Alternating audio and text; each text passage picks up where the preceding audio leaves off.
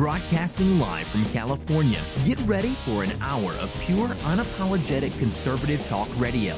Liberals beware, because this is the Wise Conservative Show. Good afternoon, and welcome to another episode of the Wise Conservative Show. I'm your host, Connor Wise. Now, in this past week, actually just yesterday, we saw Donald Trump actually announce his nomination for the Supreme Court, and wow, it was a great pick. He's a constitutionalist, and honestly, he's the perfect replacement for Scalia. But of course, because Donald Trump did in fact pick a constitutionalist with Judge Neil Gorsuch, well, the Democrats are kind of going crazy over it. And this is something that I'll never understand. I'll never understand why anyone started thinking this way. But for some reason, the left thinks that following the Constitution word by word is a bad thing.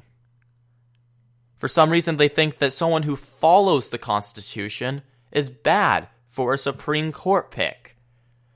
And they're up in arms about Trump's nomination, saying that they're going to try to filibuster the actual hearing in the Senate, saying that they're going to stall as long as possible.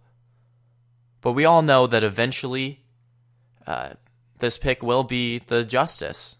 We already know that. This is all just now the left throwing a fit. They've thrown a fit for everything that Donald Trump has done since he took office. We saw it with all of the executive orders he's issued. We saw it with the temporary halt on immigration from 7 countries, which now they're calling a Muslim ban. But I'll talk about that a little bit later in the episode. And so now, even with this nomination, they're throwing a baby fit over it, as if they thought that Donald Trump was going to nominate like Bernie Sanders or someone like that. And we all know that you have to get 60 votes to actually confirm this nominee. That's been the rules. The Democrats changed it for a pick back when they were in control. And now Donald Trump is actually urging Senate Majority Leader Mitch McConnell to, quote, go nuclear if the Supreme Court nominee is held up, basically meaning to change it to a simple majority, the same way that the Democrats did back when they were in control. That way we don't have to deal with getting 8 Democrats to vote with Republicans on this. Because currently we do need 8 Democrats to switch sides. I do think we'll be able to get the 60 just from Democrats in red states, those states that voted for Trump in this last election. But of course, Democrats, they definitely are going to put up a fight. I do believe we're going to have to end up going, quote, nuclear on this whole issue. Just because, honestly, there is no point to hold up this process any longer. There's no point to delay important Supreme Court decisions. There's no point to not change the rules, to not go nuclear, to not, right off the bat, go for a simple majority and just get it over with. Otherwise, it's just wasting time and wasting taxpayer dollars, because we know he's going to be accepted eventually. But that's what the Democrats like to do within the government. They like to create gridlock so that nothing can get done if it's not their way. In all of the nomination hearings for all of the nominees, the Democrats have just delayed and delayed and delayed so that Trump's picks take longer to get accepted. But we all know they're going to get accepted no matter what. That's just how it is. But instead of accepting that fact, accepting that Trump is going to have a cabinet that he picks, Instead of accepting that fact, they're throwing baby fits. And it's kind of sad that it's coming out of senators and congressmen and women. These people who are adults, who are representatives within our government, and they're acting like a bunch of 5-year-olds. They continue to keep hearings going way longer than they should. They don't show up to hearing days because you have to have at least one Democrat present.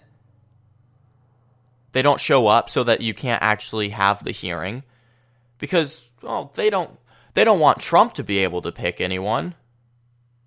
They don't want Trump to be able to put in conservative picks. Because why would we want a conservative president to be able to put conservative picks? The left really needs to wrap their mind around the fact that they lost this election. They lost this election by a landslide.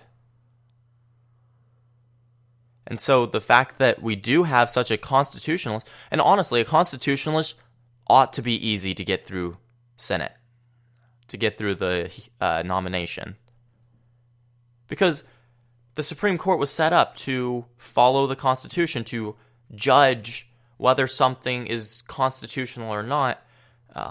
They've given themselves the power over the years, Marbury versus Madison, through a bunch of different cases like that, so that they can determine the constitutionality of issues from the president or from Congress.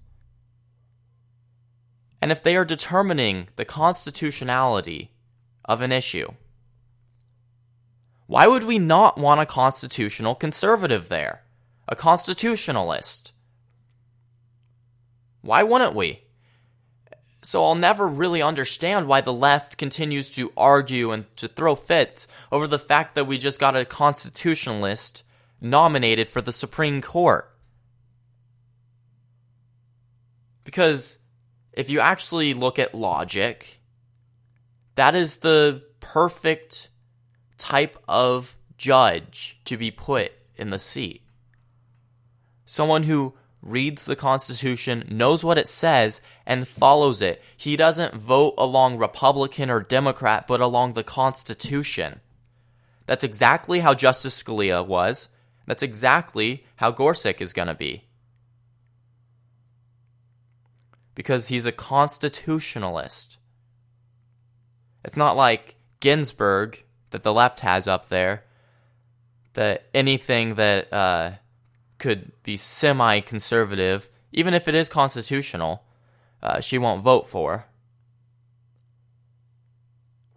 For some reason, the left thinks that the Constitution shouldn't be followed, that the Constitution is something bad, even though it's what's kept this government functioning for the past 200-some years. The Constitution is the sole reason why our country has thrived the way that it has. And it's the reason why we have so many rights within not only states, but within ourselves as a person. It's why we have so many civil liberties within this country. Because of the Constitution. And that's why the Supreme Court ought to be constitutionalists. It ought to be people who have read, who follow, and who dictate what they say on a court based on the Constitution. That is why Trump's pick is amazing. That's why Scalia was amazing. I don't know. I'll never understand why the left doesn't follow that. But speaking of more people who just are out of line, there's a pair of Republicans who are pushing back on Trump's pick for education secretary. They gave back-to-back speeches on the Senate floor today, saying that they would oppose the nomination of Betsy DeVos as education secretary. The senators, Republican senators, Susan Collins of Maine and Lisa Murkowski from Alaska. They are the first Republicans to actually come out against any of Donald Trump's cabinet picks so far. Murkowski said that she was trying to get to a yes on Davos, but she just couldn't. And Collins called Davos a, quote, product of her experience. Here's the longer quotation from her. She appears to view education through the lens of her experience, promoting alternatives to public school education in Detroit and other cities. And apparently to this quote-unquote Republican, promoting alternatives to public school is a bad thing. See, Donald Trump's main goal with the education system is the school vouchers. And this gives students a choice of where they want to go, especially in the inner cities, so that they don't have to go to those underfunded public schools, so that they can get a better education, a more equal education. I don't see how forcing them to go to a public school, like Senator Collins is trying to do, and the Democrats are trying to do, is going to help at all. But these two senators leaving ranks and going against Davos, well, that brings the total of Republicans voting for her down to 50. So there can't be any sway here anymore. If one more Republican decides not to, well, then it's over. She's not confirmed. But they're already... Sean Spicer is already expressing confidence, saying that he is, quote, 100% sure that Davos will be confirmed, and added that she is, quote, unbelievably qualified for the post. Senate Majority Leader Mitch McConnell's office told Fox News that they aren't worried about her confirmation either, so it seems like the leadership within the Republican Party isn't worried, because if it does end up with a 50-50 vote, which right now it's looking like because of these two senators, well, then it is going to be up to Mike Pence, the vice president, to actually break the tie, and he's of course going to vote in favor of her. But this is just another example of Republicans who don't get it. Republicans in name only, rhinos.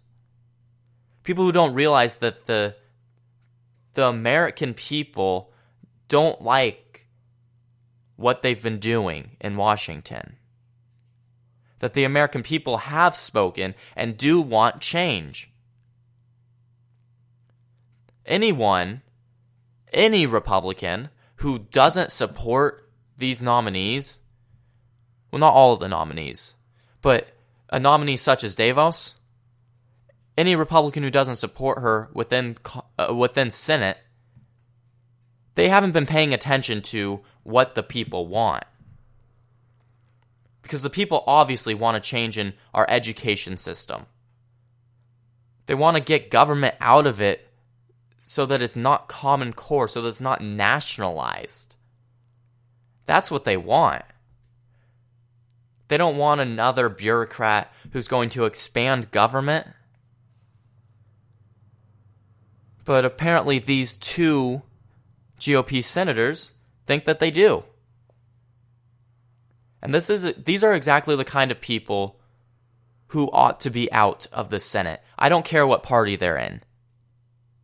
These are people who have to get out of the Senate because they don't represent the people that they are supposed to represent. They don't represent anyone anymore. Instead, they're just there for their own convenience now, for their own power, for their own decisions. These establishment politicians. We've seen it time after time with Lindsey Graham and John McCain as well. These people who just can't get with the times. They're stuck in a past mindset from past presidencies, such as W. Bush's presidency or any other past Republican presidency, basically. Any other past presidency, period, where the establishment is in control, where the establishment is what people are listening to. But it's different now. We want the government to actually listen to us, the people, now. And we spoke loud and clear on November 8th. We spoke loud and clear and proved that we don't like the establishment, that we don't want the establishment to continue to do stuff like this, but instead, we want outsiders. We want people who are actually one of us, people who can connect to the American people, people who want to limit government, lower regulations, lower taxes, people who are truly for conservative values, not establishment rhinos who just do whatever keeps them in power or whatever keeps the status quo. Because that's what they always do. They keep the status quo of what the other establishment from the other party has set. Except they just add a little bit to it. And before you know it, this program has expanded so large that you'll never be able to destroy it, never be able to limit it. And that's how the establishment has been functioning for a couple decades now. And that's exactly what these two senators want. They want more government control of the education system. And those who say that because Davos never had a kid in public school, that she's not qualified, or that because her kids went to charter school, that she shouldn't ever be in this post. But I think she's exactly perfect for it because of that. She knows for a fact that charter school works better than public school. That the current government program that is being implemented, Common Core, is a failure. That is not nearly as good as what charter schools are using across the country. She knows that for a fact, and that's why she is perfect for this post. Because she knows that limiting nationalized blanket policies for education is going to truly help America, and is going to truly help our education system, which quite honestly has been failing over the past few years. All right, I'm going to take a quick commercial break. Don't go anywhere. This is the Wise Conservative Show. And that, class, is why America is the worst country in the history of the world. Are you sick of your professors telling you lies? Now remember, children, if you're white, it means you're privileged. Don't ever forget that. Do you sit through class convinced that your head is going to explode at any given moment? Sounds like you could use some backup. Visit youthrevolt.org for exclusive content produced by young conservatives for young conservatives. Youth Revolt features a dedicated team of radio hosts, political columnists, and video bloggers, all of whom are 100% committed to taking back the future of this country. So what are you waiting for? Tune out your Marxist professor and visit youthrevolt.org now. 8 years with Obama, and now no one knows what bathroom to use. The Wise Conservative Show, Wednesdays at 6 p.m. Pacific Standard Time, only on Youth Revolt. Tune in to Millennials Rising, 7 o'clock p.m. Eastern Time on Sunday nights, for a conservative outlook on pop culture and American politics. Together we can reinstitute values back into our nation's young people and help create an alternative path away from the mainstream liberal agenda. Tune in to Millennials Rising, 7 o'clock p.m. Eastern Time, Sunday nights, only on Youth Revolt.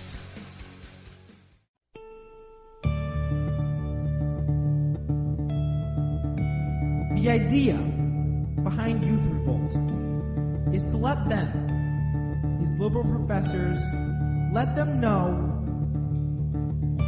that we are here and we're ready to fight. Youth Revolt. Speak without fear. Hey, little boy, you want some free college? Bernie Sanders, that creepy uncle your mom warned you about. The Wise Conservative Show. Wednesdays at 6 p.m. Pacific Standard Time. Only on Youth Revolt.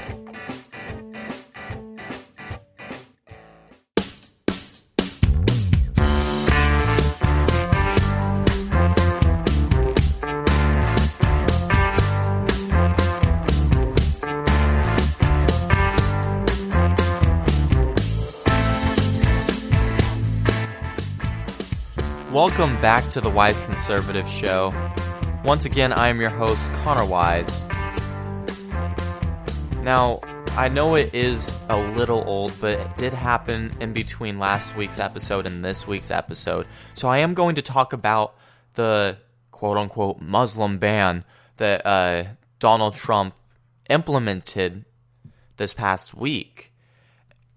And I really want to talk about how important it is that people need to actually read it. They need to actually look at the details of this. Because we see the mainstream media constantly lying about what's in this. I mean, just by calling it a Muslim ban, they are completely and absolutely lying. They are completely lying, and I already read the details of this last week when it was kind of leaked what the details were supposed to be. So I read the details to you guys about what this is actually entailing. And this is not a Muslim ban, as so many people on the right and the left are actually calling it, because they haven't read the actual thing, or they haven't actually looked into it. What this is a temporary suspension of the refugee program from 7 countries that have been connected to terrorism. Now, it just so happens, because the most rampant terrorism in this world is radical Islamic terror, that these countries are primarily Muslim. It is not a ban on Muslims, however, and you see the left, CNN, MSNBC, all of these people calling it that because they are trying to, and they're convincing a lot of people, that Donald Trump is some extremist that hates all people who aren't white Christian males. That's what they're trying to convince America of, and, well, basically the world of. And that's what they're definitely trying to do with this Muslim ban, what they're calling it. Instead of calling it, a immigration halt or whatever, what have you. They went right on it, called it a Muslim ban, because at the very beginning of the primaries, Donald Trump said that we would have that. And at the very beginning of the primaries, Donald Trump didn't think he would get this far. And he definitely didn't have advisors informing him on different things. And in the actual general election, Donald Trump told everyone, the news, at rallies, everywhere, that he wasn't going to ban Muslims.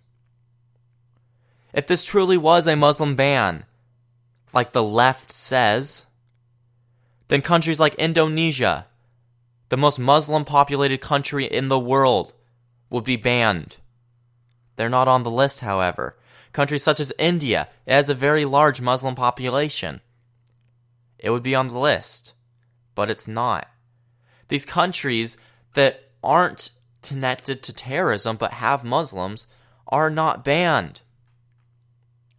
It is merely a coincidence that these countries, well, a little more than coincidence because of Islamic terror, but it's not the reason why these countries were selected. Muslims were not the reason why. And so every time the left and the liberal media continues to call this a Muslim ban, they are actively lying and indoctrinating the American people. They're actively trying to change the narrative of what's going on in this country to something that is anti-Trump.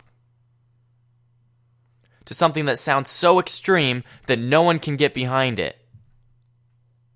But if you actually read the details of the thing, if CNN actually told everyone the proper details of it, if MSNBC actually showed its viewers what this executive order entailed, well then people would know that it's not so extreme. Then we wouldn't have people protesting at airports like they have been.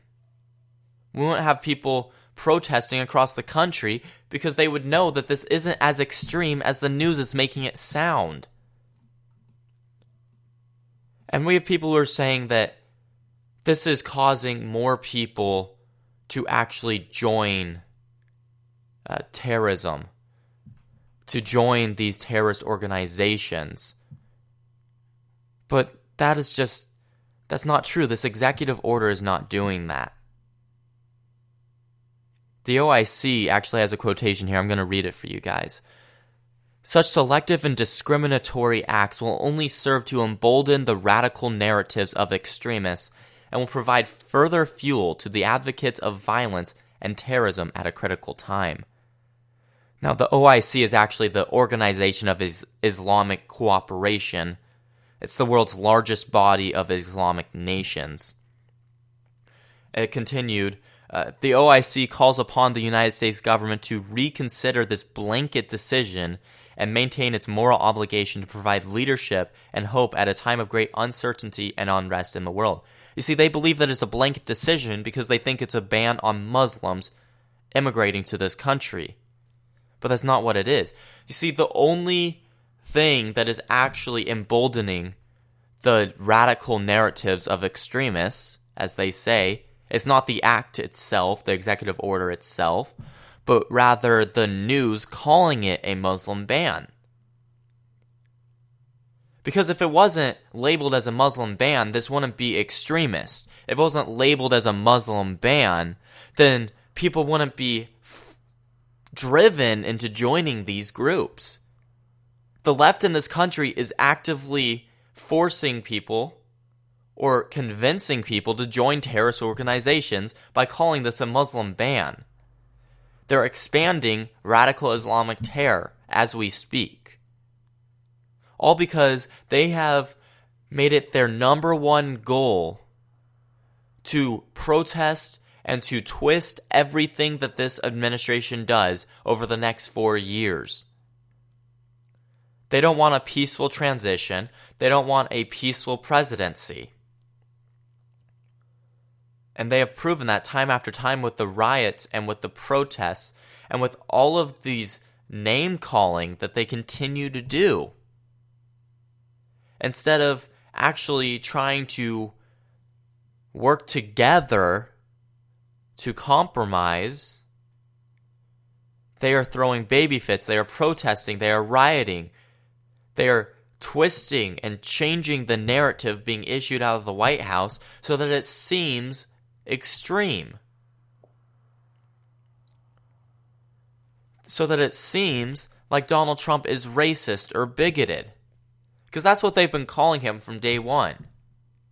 So they have to twist his words so that he actually seems like that.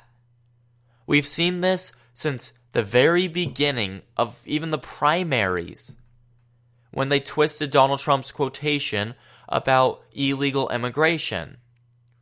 They completely chopped off the part where Donald Trump said that there are good people coming here from Mexico. They just chopped that off because they didn't want people to know that he actually acknowledged that.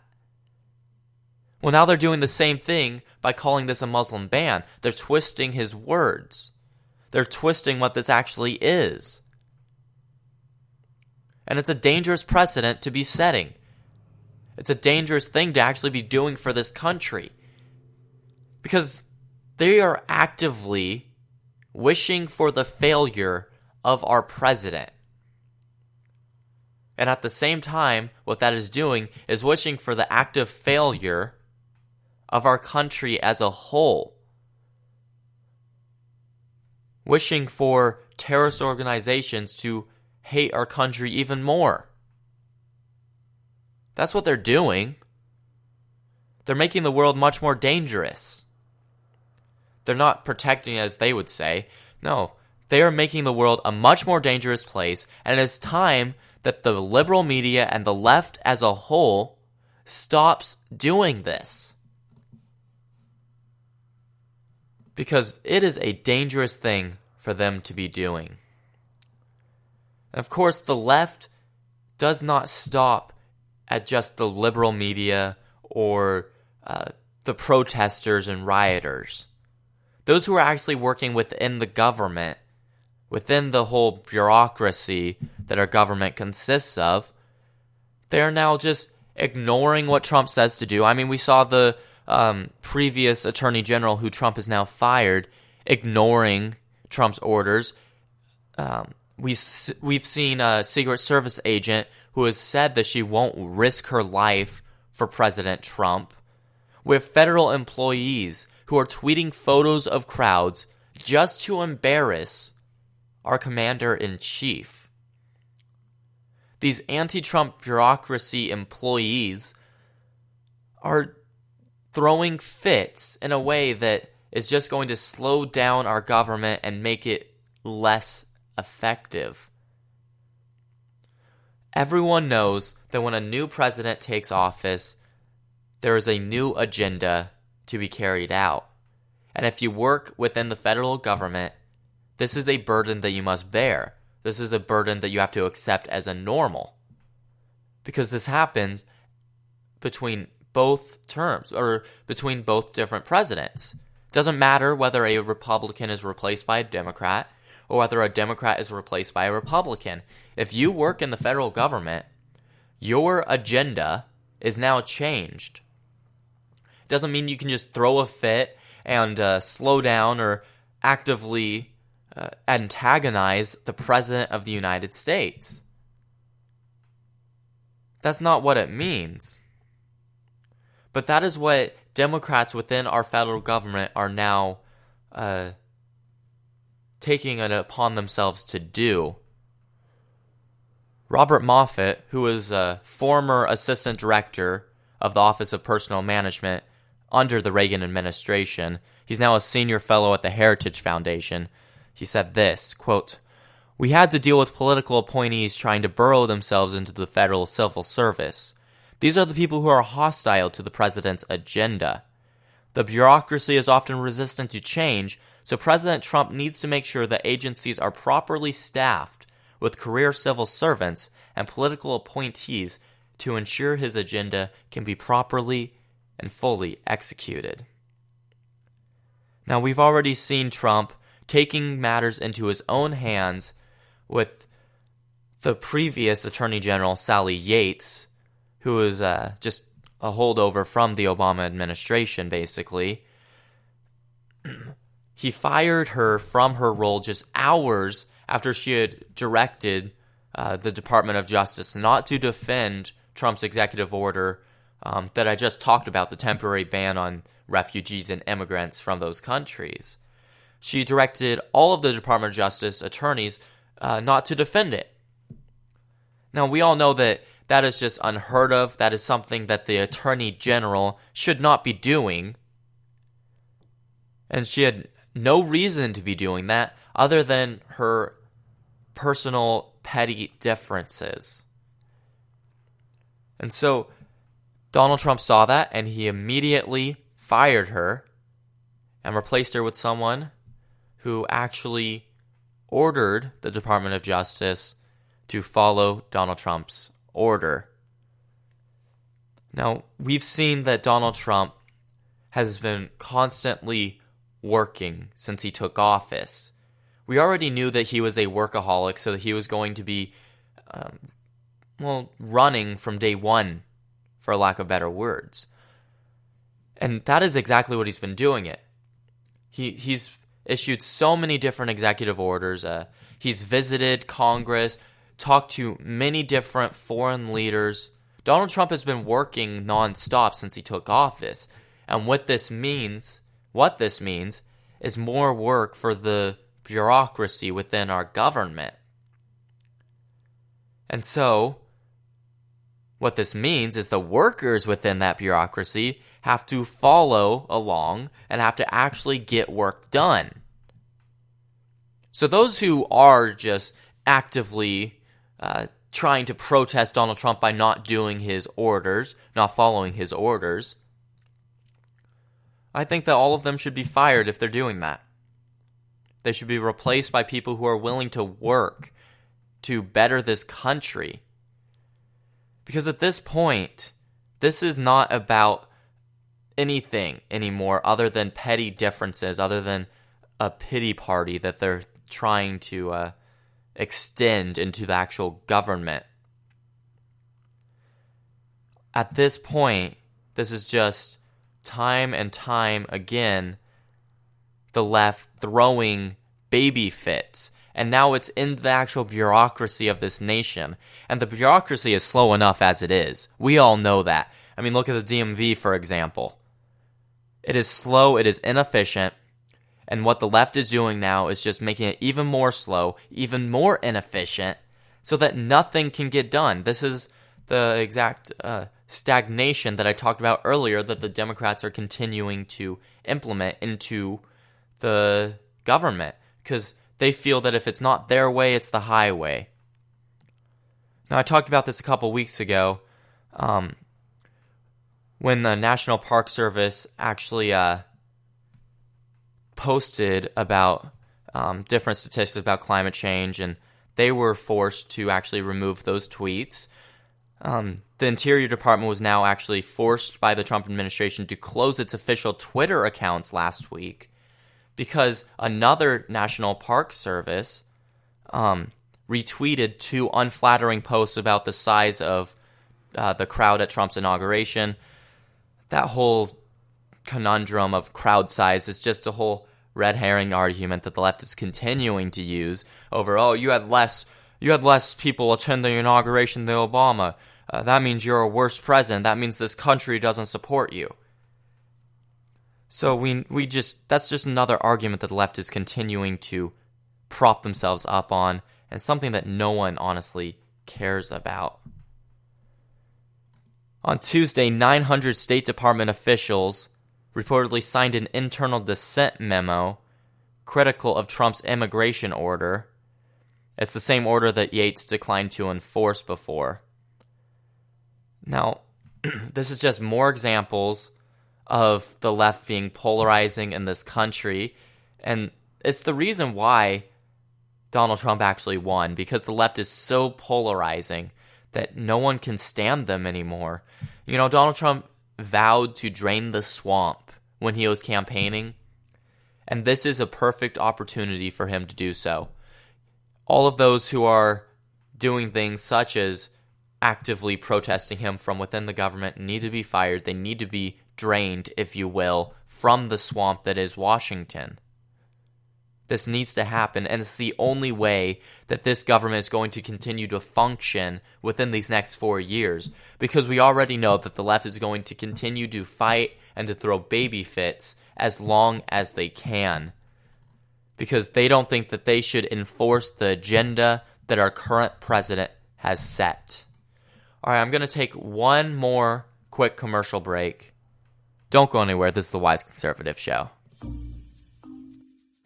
Hi, everybody. This week, I want to make sure that you're aware of a group of young people that are out to reverse my fundamental transformation of America. This organization is called Youth Revolt. And before I go any further, I must urge folks not to visit youthrevolt.org. Now, Michelle and I, we're both gravely concerned that if this group succeeds, our children may not grow up to see the Marxist country that we will hopefully one day become. So I repeat, do not visit youthrevolt.org. And remember, I've got a pen and I've got a phone, and I will use them if I have to. Thank you, and have a great rest of your day. I don't feel no ways tired. You know? Don't let anybody tell you that,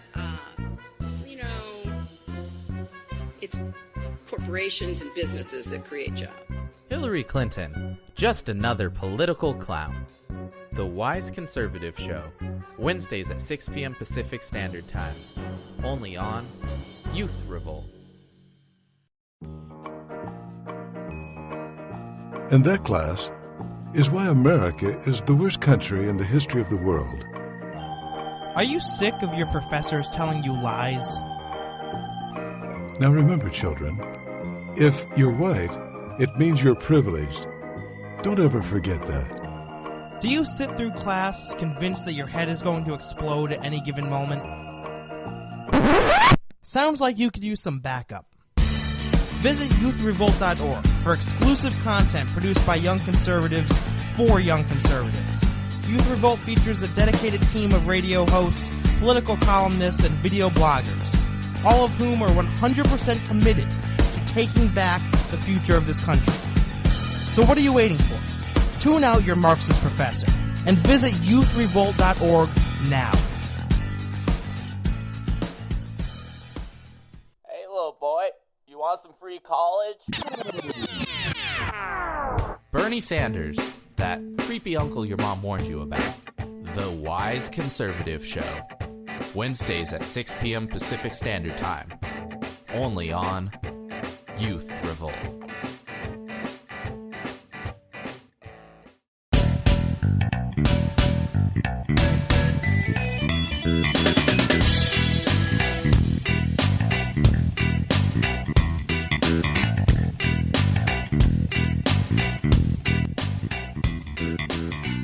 Welcome back to the Wise Conservative Show. Once again, I am your host, Connor Wise. Now, just today, National Security Advisor Mike Flynn said that the Trump administration is putting Iran, quote, on notice.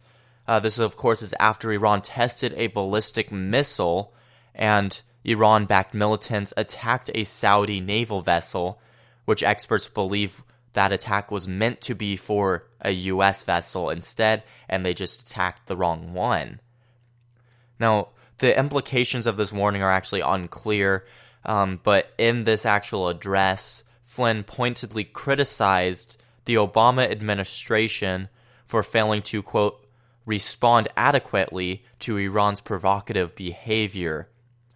He seemed to reference the Iran nuclear deal quite a bit, saying that the regime is, quote, now feeling emboldened instead of being thankful to the U.S. for various agreements. Here is a longer quotation from him. As of today, we are officially putting Iran on notice. And that is what he actually said. That is what he's going to be basing the actual efforts on to keep Iran on notice. You see, in the past 8 years, Obama has let Iran get away with just about everything. I mean, he gave them billions upon billions of dollars with the Iran nuclear deal, which we found out after the fact. He allowed them to have the capacity to build nuclear weapons with the Iran nuclear deal. He's allowing them to test ballistic missiles, and we are finally standing up to them. We saw Iran go on this power trip under the Obama administration, where they said death to America, then they took our money, where they captured our sailors, made a statue commemorating the event, and then they took more of our money. Because Obama was spineless in regards to foreign policy. And now we are finally going to keep Iran on check. They're one of the biggest sponsors of terrorism within the Middle East. And this is proven. It is proven that they have supported terrorism within the past. And it is proven that their supreme leader has chanted death to America. It is proven that they have written death to Israel on the side of ballistic missiles that they're testing. Iran is definitely an enemy of ours.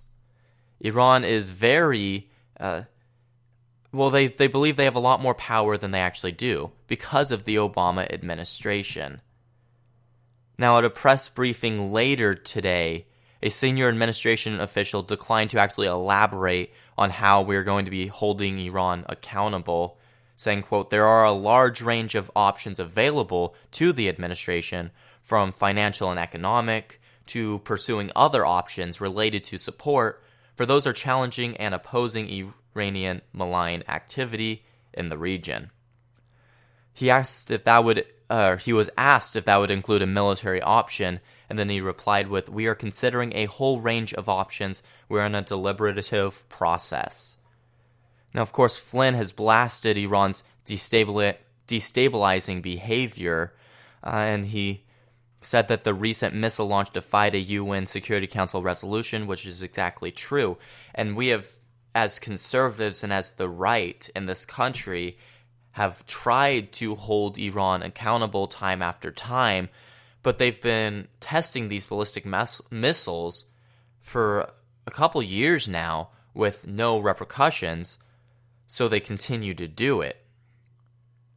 They continue to actually go against not only the UN, but go against sanctions that have been put on them by us, America.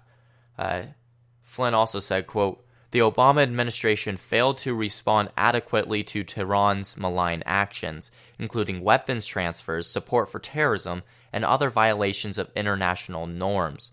The Trump administration condemned such actions by Iran that undermine security, prosperity, and stability throughout and beyond the Middle East and place American lives at risk."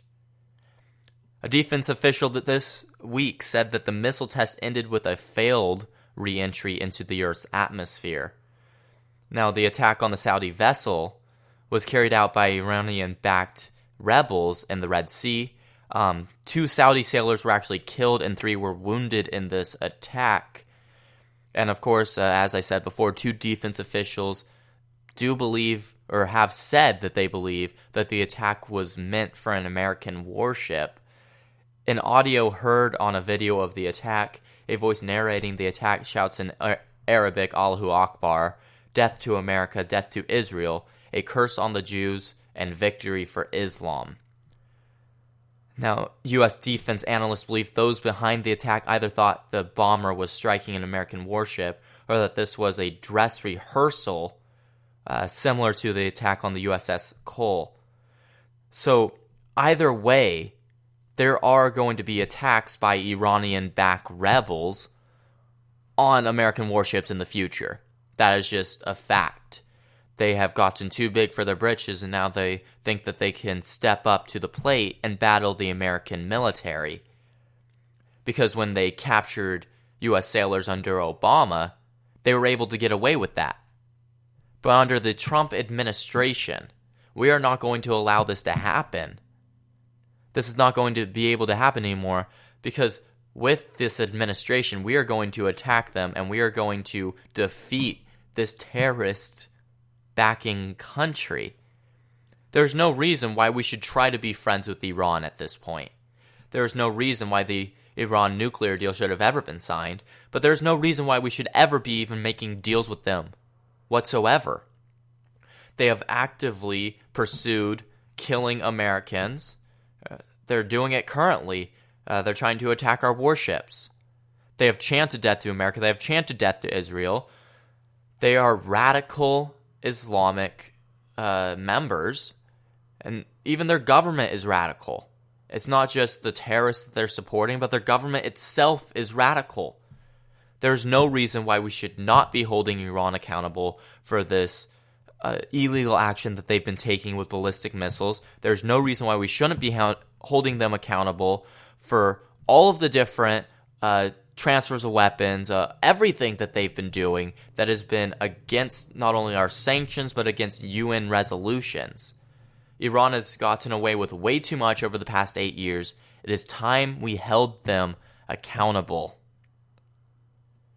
Now, we all know that the left kind of likes to disregard the fact that voter fraud is a huge issue within this country.